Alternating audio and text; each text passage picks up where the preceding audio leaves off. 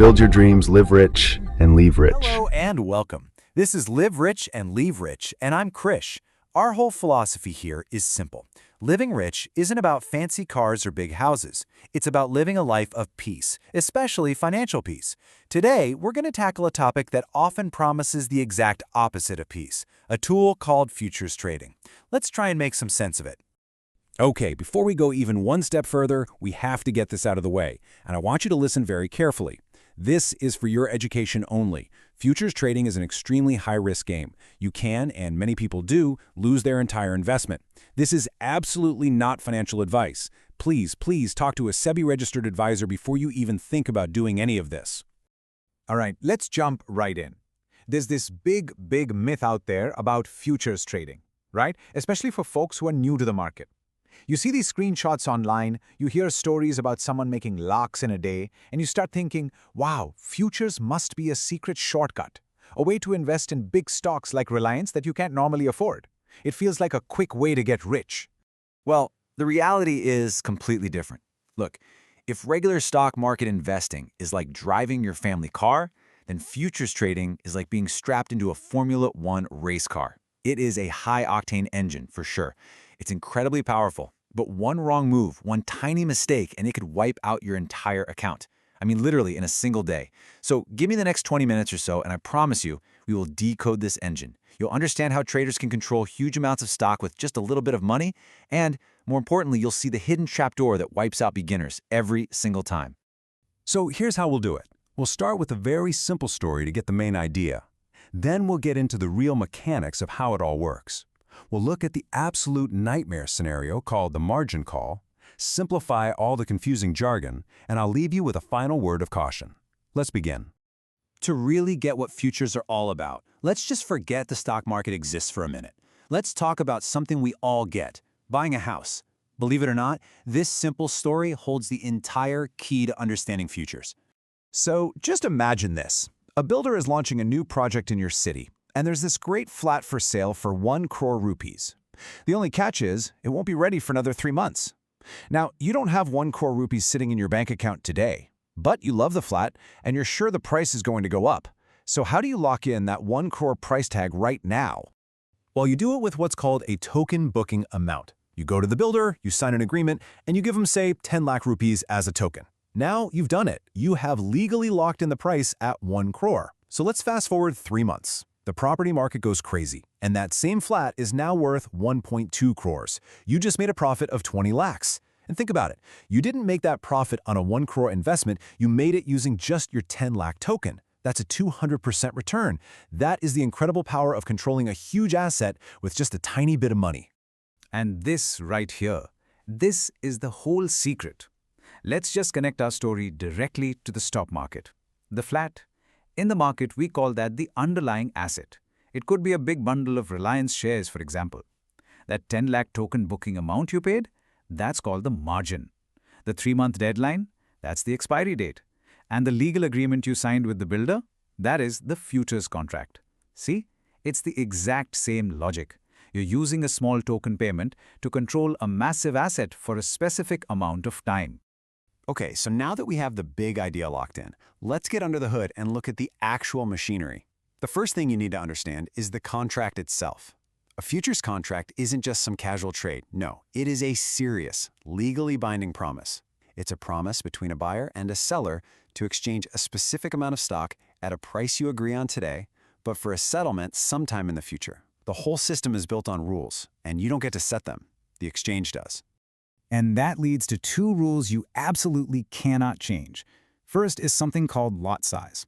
In the futures market, you can't just decide you want to buy, 10 or 15 shares of Reliance. It doesn't work that way.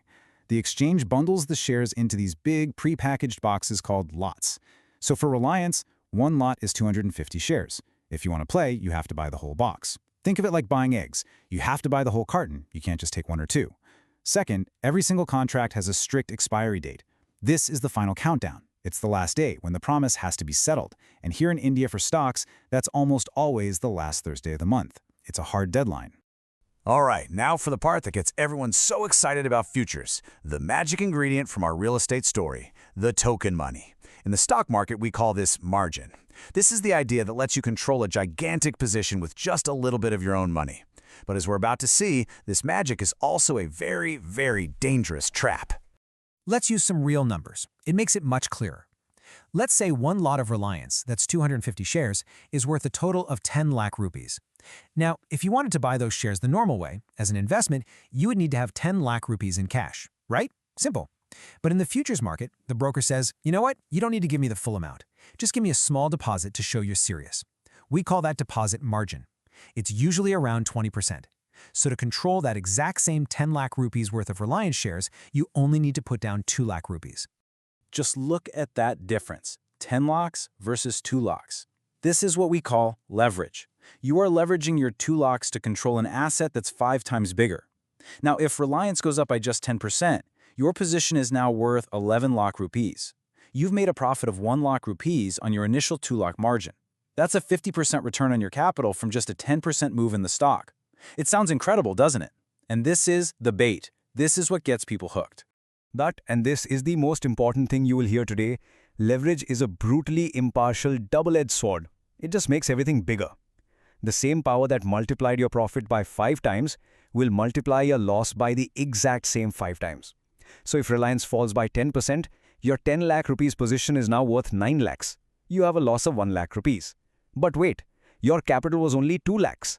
A 1 lakh rupee loss is a 50% wipeout of your money. The market doesn't care. That loss is real, and it comes from your account. And if the idea of leverage didn't make you nervous, this next part should. This is probably the single biggest difference between futures trading and long-term investing, and it's what catches every single beginner. It's a daily scorecard system called mark-to-market, or MTM.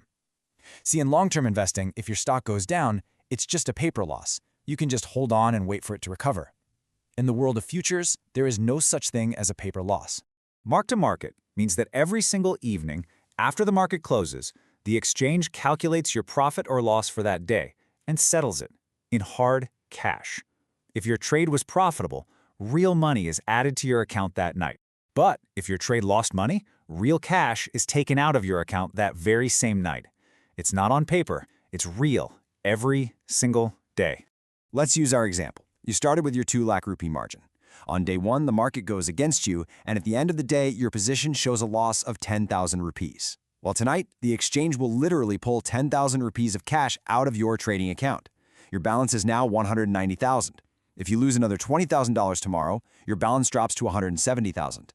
You see, you can't just wait for it to bounce back like an investor can. Your ability to even stay in the game is directly tied to the cash in your account, and that cash is draining away every single day the market moves against you. And this leads us to the final, terrifying moment for a trader who isn't prepared. What happens when those daily losses start to chew through your initial margin?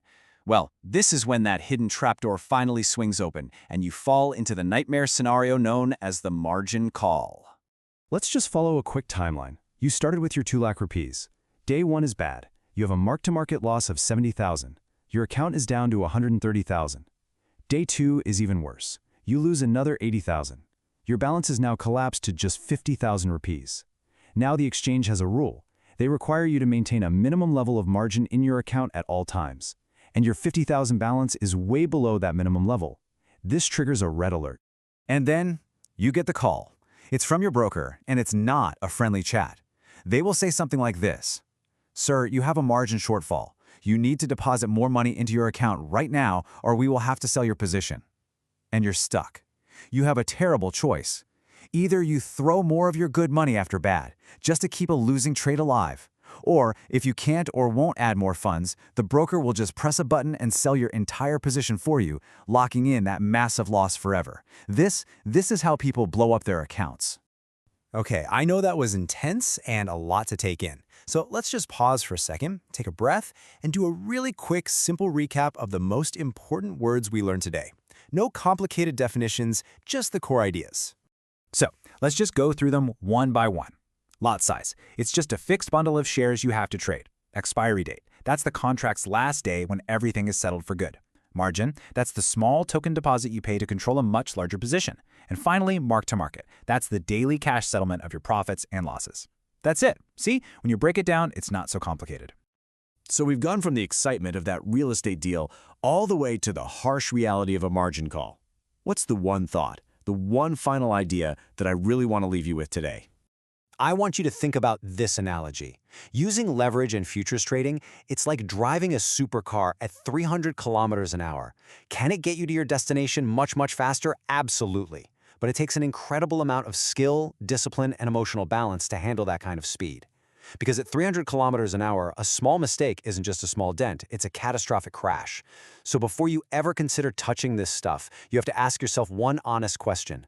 Are you really a skilled driver ready for the racetrack, or are you just someone standing on the side, fascinated by the speed?